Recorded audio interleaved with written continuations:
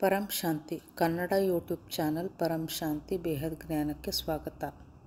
ನಮ್ಮ ಬ್ರಹ್ಮಾಂಡದ ಸಮಯವನ್ನು ಯಾರು ಹೆಚ್ಚು ಕಡಿಮೆ ಮಾಡುತ್ತಾರೆ, ಅಂದರೆ ಹಿಂದೆ ಮುಂದೆ ಸಮಯವನ್ನು ಯಾರು ಮಾಡುತ್ತಾರೆ ಅನ್ನೋದನ್ನು ತಿಳಿದುಕೊಳ್ಳೋಣ. ವೇದ ಉಪನಿಷತ್ಗಳಲ್ಲಿ ಬಹಳಷ್ಟು ಡಿಫ್ರೆನ್ಸ್ ಆಫ್ ಒಪಿನಿಯನನ್ನು ನಾವು ಕಾಣುತ್ತಿದ್ದೇವೆ. ಅಂದರೆ ಒಬ್ಬರು ಹೇಳಿದಂತೆ ಇನ್ನೊಬ್ಬರು ಹೇಳುವುದಿಲ್ಲ, ಒಬ್ಬೊಬ್ಬರು ಒಂದು ರೀತಿ ಹೇಳುತ್ತಾರೆ. ಆದರೆ ಬ್ರಹ್ಮಾಂಡದ ಸಮಯವನ್ನು ಹಾಗೂ ನಮ್ಮ ಭೂಮಿಯ ಸಮಯವನ್ನು ಸಹ ನಡೆಸುತ್ತಿರುವವರು ಯಾರು?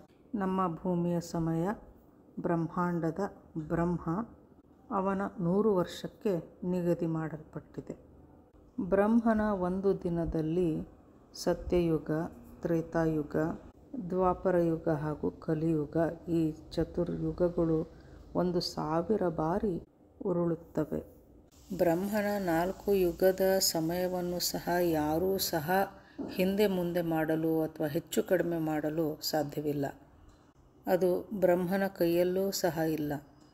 ವಿಷ್ಣುಪುರಿಯಲ್ಲಿರುವಂತಹ ವಿಷ್ಣುವೂ ಸಹ ಈ ಸಮಯವನ್ನು ಹೆಚ್ಚು ಕಡಿಮೆ ಮಾಡಲು ಸಾಧ್ಯವಿಲ್ಲ.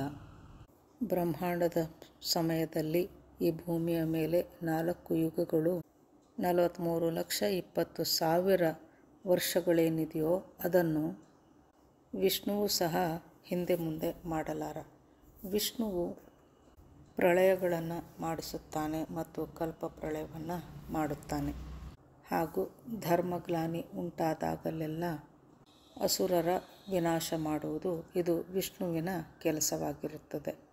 ಭೂಲೋಕ ಹಾಗೂ ಭುವರ್ಲೋಕದ ಸಮಯ ಹಾಗೂ ಅದರ ಮೇಲೆ ಇರುವಂತಹ ಮಹರ್ಲೋಕ, ಜನಲೋಕ, ತಪಲೋಕ, ಅದರ ಮೇಲೆ ಇರುವ ಸತ್ಯಲೋಕ, ಅದರ ನಂತರ ಮೇಲೆ ಬ್ರಹ್ಮಪುರಿ, ವಿಷ್ಣುಪುರಿ, ನಂತರ ಶಿವಪುರಿ ಹಾಗೂ ಪರಂಧಾಮ. ಭೂಮಿಯಿಂದ ಕೆಳಗೆ 7 ಪಾತಾಳ ಲೋಕಗಳಿವೆ.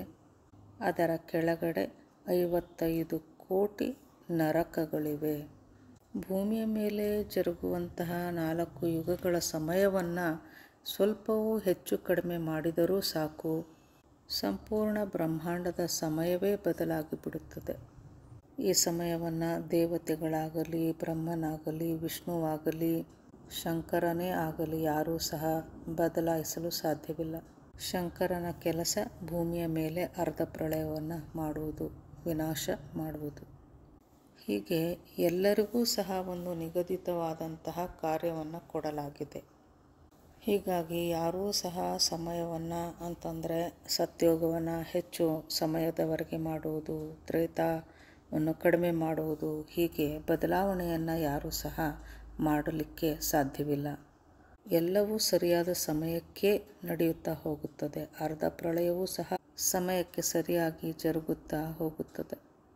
ಅಸುರರ ಸಮಯವು ಆರಂಭವಾದಾಗ ವಿಷ್ಣುವಿನ ಅವತಾರಗಳು ಅವತರಿಸುತ್ತವೆ ಹಾಗೂ ದೇವತೆಗಳ ರಕ್ಷಣೆಗಾಗಿ ಅಸುರರ ಸಂಹಾರ ನಡೆಯುತ್ತಿರುತ್ತದೆ. ಹೀಗಾಗಿ ಬೇರೆ ಯಾರೂ ಸಹ, ಅಂದರೆ ಅವರವರ ಕೆಲಸ ಅವರಿಗೆ ಹಂಚಲಾಗಿದೆ, ಅದನ್ನು ಹೊರತುಪಡಿಸಿ ಬೇರೆ ಯಾರೂ ಸಹ ಬೇರೆಯ ಕೆಲಸಕ್ಕೆ ಕೈ ಹಾಕುವುದಿಲ್ಲ. ಅಂದರೆ ಸಮಯವನ್ನು ಹೆಚ್ಚು ಕಡಿಮೆ ಮಾಡುವುದಾಗಲಿ ಹಿಂದು ಮುಂದು ಮಾಡುವುದಾಗಲಿ ಮಾಡುವುದಿಲ್ಲ. ಈ ಬ್ರಹ್ಮಾಂಡದ ಸಮಯವನ್ನು ನಿಗದಿ ಮಾಡುವವನು ಈ ಬ್ರಹ್ಮಾಂಡದ ರಚನಾಕಾರ, ಸೃಷ್ಟಿಕರ್ತ ಮಾತ್ರ ಮಾಡಲು ಸಾಧ್ಯ. ಈ ಬ್ರಹ್ಮಾಂಡದ ರಚನಾಕಾರ ಅಥವಾ ಸೃಷ್ಟಿಕರ್ತ ಪರಬ್ರಹ್ಮ ಪರಮೇಶ್ವರ ಬ್ರಹ್ಮನಾಗಿದ್ದಾನೆ. ಅವನು ನಿರಾಕಾರ ರೂಪದಲ್ಲಿ ಪರಂಧಾಮದಲ್ಲಿ ನೆಲೆಸಿದ್ದಾನೆ.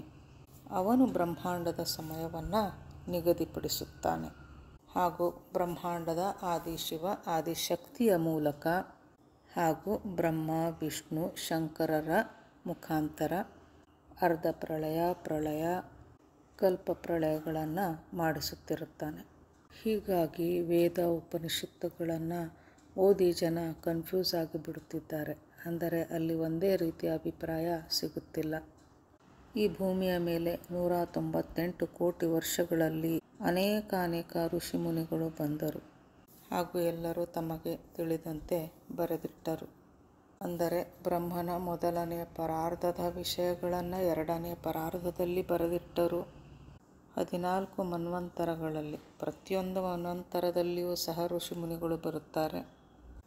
ಪ್ರತಿ ಮನ್ವಂತರದಲ್ಲಿ ಮೇಲಿನಿಂದ ಸಪ್ತಋಷಿ ಮಂಡಲದಿಂದ ಸಪ್ತಋಷಿಗಳು ಬರುತ್ತಾರೆ ಹಾಗೂ ತಮ್ಮ ತಮ್ಮ ವಿಷಯಗಳನ್ನು ಬರೆಸಿ ಹೋಗುತ್ತಾರೆ. ಇಷ್ಟೇ ಅಲ್ಲದೆ ಈ ಭೂಮಿಯ ಮೇಲೆ ಬೇರೆ ಬ್ರಹ್ಮಾಂಡದಿಂದಲೂ ಸಹ ಋಷಿ ಮುನಿಗಳು ಬರುತ್ತಾರೆ ಹಾಗೂ ತಮ್ಮ ತಮ್ಮ ವಿಷಯಗಳನ್ನು ಬರೆಸಿಡುತ್ತಾರೆ. ಹೀಗಾಗಿ ಎಲ್ಲದರಲ್ಲೂ ಸಹ ನಾವು ಭಿನ್ನ ಭಿನ್ನ ಅಭಿಪ್ರಾಯಗಳನ್ನು ಕಾಣುತ್ತಿದ್ದೇವೆ. ಆದರೆ ಈ ಬ್ರಹ್ಮಾಂಡದ ಸೃಷ್ಟಿಕರ್ತನೇನಿದ್ದಾನೋ ಅವನಂತೆ ಅವನು ನಡೆಸಿದಂತೆಯೇ ಈ ಬ್ರಹ್ಮಾಂಡದ ಸಮಯ ನಡೆಯುತ್ತಿರುತ್ತದೆ. ಅಂದರೆ ಕಾಲಕ್ಕೆ ಭೂಲೋಕ, ಭುವರ್ಲೋಕ, ಸ್ಥೂಲಲೋಕ, ಸೂಕ್ಷ್ಮಲೋಕ ಇದೆಲ್ಲವೂ ನಡೆಯುತ್ತಿರುತ್ತದೆ. ಸೂಪರ್ ಕಂಪ್ಯೂಟರ್ ಒಂದರಲ್ಲಿ ಎಲ್ಲವನ್ನು ಸೆಟ್ ಮಾಡಿ ಇಟ್ಟಿರುವ ಹಾಗೆ ಪ್ರತಿಯೊಂದು ವ್ಯವಸ್ಥಿತವಾಗಿ ಸಮಯಕ್ಕೆ ಎಲ್ಲವೂ ನಡೆದುಕೊಂಡು ಹೋಗುತ್ತಿರುತ್ತದೆ. ಅದನ್ನು ಹಿಂದೆ ಮುಂದೆ ಮಾಡಲು ಸಾಧ್ಯವಿಲ್ಲ. ಅದನ್ನು ಮಾಡುವುದೇ ಆದರೆ ಆ ಕಂಪ್ಯೂಟರಲ್ಲಿ ಯಾರು ಪ್ರೋಗ್ರಾಮನ್ನು ಸೆಟ್ ಮಾಡಿ ಇಟ್ಟಿದ್ದಾರೋ ಅವರು ಮಾತ್ರ ಅದನ್ನು ಬದಲಾಯಿಸಲು ಸಾಧ್ಯ. ಅಂದರೆ ಈ ಬ್ರಹ್ಮಾಂಡದ ಪರಬ್ರಹ್ಮ ಇದನ್ನು ಮಾಡಲು ಸಾಧ್ಯ. ಆದರೆ ಅವನು ಸಹ ವ್ಯವಸ್ಥಿತವಾಗಿ ನಡೆಯುತ್ತಿರುವಂತಹ ಈ ವ್ಯವಸ್ಥೆಯಲ್ಲಿ ಬದಲಾವಣೆಯನ್ನು ಮಾಡುವುದಿಲ್ಲ. ಬ್ರಹ್ಮಾಂಡದ ಪರಬ್ರಹ್ಮನ ಪವರ್ ಕಡಿಮೆಯಾದಾಗ ಮಹಾಕಲ್ಪ ಪ್ರಳಯವನ್ನು ಮಾಡಿಸಿ ಸಂಪೂರ್ಣ ಬ್ರಹ್ಮಾಂಡವನ್ನು ವಿನಾಶ ಮಾಡುತ್ತಾನೆ. ಅಂದರೆ ಸೂರ್ಯನಲ್ಲಿ ಪ್ರವೇಶ ಮಾಡಿ ಕಾಲಾಗ್ನಿಯನ್ನು ಎಲ್ಲೆಡೆ ಹೊರಡಿಸಿ ಸಂಪೂರ್ಣ ಬ್ರಹ್ಮಾಂಡವನ್ನು ಬ್ಲ್ಯಾಕ್ ಹೋಲನ್ನಾಗಿ ಮಾಡಿ ಸುಟ್ಟು ಭಸ್ಮ ಮಾಡಿಬಿಡುತ್ತಾನೆ. ಇದರಂತೆ ಮಹಾಬ್ರಹ್ಮಾಂಡ ಅಂದರೆ ಗ್ಯಾಲಕ್ಸಿಯ ಸಮಯವೂ ಸಹ ಜರುಗುತ್ತಿರುತ್ತದೆ. ಮಹಾಶಿವನು ಅಂದರೆ ಮಹಾಬ್ರಹ್ಮನು ಇದನ್ನು ನಡೆಸಿಕೊಂಡು ಹೋಗುತ್ತಿರುತ್ತಾನೆ.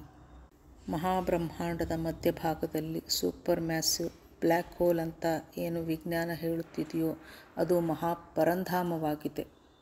ಅದರಲ್ಲಿ ಮಹಾಬ್ರಹ್ಮನು ನೆಲೆಸಿದ್ದಾನೆ. ಮಹಾಬ್ರಹ್ಮನು ತನ್ನ ಪವರ್ ಅಥವಾ ತನ್ನ ಶಕ್ತಿ ಎಲ್ಲಿಯ ತನಕ ಇರುತ್ತದೆಯೋ ಅಲ್ಲಿಯ ತನಕ ಮಹಾಬ್ರಹ್ಮಾಂಡವನ್ನು ನಡೆಸಿಕೊಂಡು ಹೋಗುತ್ತಾನೆ. ಅಲ್ಲಿಯ ಸಮಯವನ್ನು ದೇವತೆಗಳು ಸಹ ಬದಲಾಯಿಸಲು ಸಾಧ್ಯವಿಲ್ಲ. ಮಹಾಬ್ರಹ್ಮನ ಪವರ್ ಕಡಿಮೆಯಾದಾಗ ಕ್ಷೀಣಿಸುತ್ತಾ ಹೋದಾಗ ಅವನು ತನ್ನ ಸೃಷ್ಟಿ ಅನಂತಕೋಟಿ ಬ್ರಹ್ಮಾಂಡಗಳನ್ನು ತನ್ನ ರೋಮದಲ್ಲಿ ಸೆಳೆದುಕೊಂಡು ಬಿಡುತ್ತಾನೆ. ಇದರಂತೆ ಬ್ರಹ್ಮಾಂಡವಾಗಲಿ ಮಹಾಬ್ರಹ್ಮಾಂಡ ಅಥವಾ ಪರಮಹಾಬ್ರಹ್ಮಾಂಡವೇ ಆಗಲಿ, ಸೂಪರ್ ಕ್ಲಸ್ಟರ್ ಆಫ್ ಗ್ಯಾಲಕ್ಸಿಗಳೇ ಆಗಿರಲಿ, ಗ್ರೇಟ್ ಯೂನಿವರ್ಸ್ ಅಥವಾ ಗ್ರೇಟ್ ಯೂನಿವರ್ಸ್ಗಳೇ ಆಗಿರಲಿ, ಮಲ್ಟಿವರ್ಸೇ ಆಗಿರಲಿ, ಈ ಎಲ್ಲವುಗಳ ಕ್ರಿಯೇಟರ್ ಮಾತ್ರ ಸಮಯವನ್ನು ಬದಲಾಯಿಸಲು ಸಾಧ್ಯ. ಆದರೆ ಅವನು ಸಹ ಸಮಯವನ್ನು ಹೆಚ್ಚು ಕಡಿಮೆ ಮಾಡುವುದಿಲ್ಲ. ಏಕೆಂದರೆ ಎಲ್ಲವನ್ನು ವ್ಯವಸ್ಥಿತವಾಗಿ ನಡೆಯುವಂತೆ ಮೊದಲೇ ಸೆಟ್ ಮಾಡಿ ಇಡಲಾಗಿರುತ್ತದೆ. ಹೀಗಾಗಿ ಸಮಯವನ್ನು ಬದಲಾಯಿಸಲು ಯಾರಿಗೂ ಸಹ ಡೈರೆಕ್ಷನ್ ಕೊಡಲಿಕ್ಕೆ ಸಾಧ್ಯವಿಲ್ಲ. ಆಯಾ ಕ್ರಿಯೇಟರ್ಗಳ ಕೈಯಲ್ಲಿಯೇ ಇದೆಯೇ ಹೊರತು ಬೇರೆ ದೇವಿ ದೇವತೆ ಬ್ರಹ್ಮ ವಿಷ್ಣು ಯಾರೂ ಸಹ ಸಮಯವನ್ನು ಅದಲು ಬದಲು ಮಾಡಲು ಸಾಧ್ಯವಿಲ್ಲ. ಪರಂ ಶಾಂತಿ. परम शांति सोचो बोलो परम शांति. Join us daily for our morning live meditation, Monday to Saturday, 5:30 to 6:30 a.m.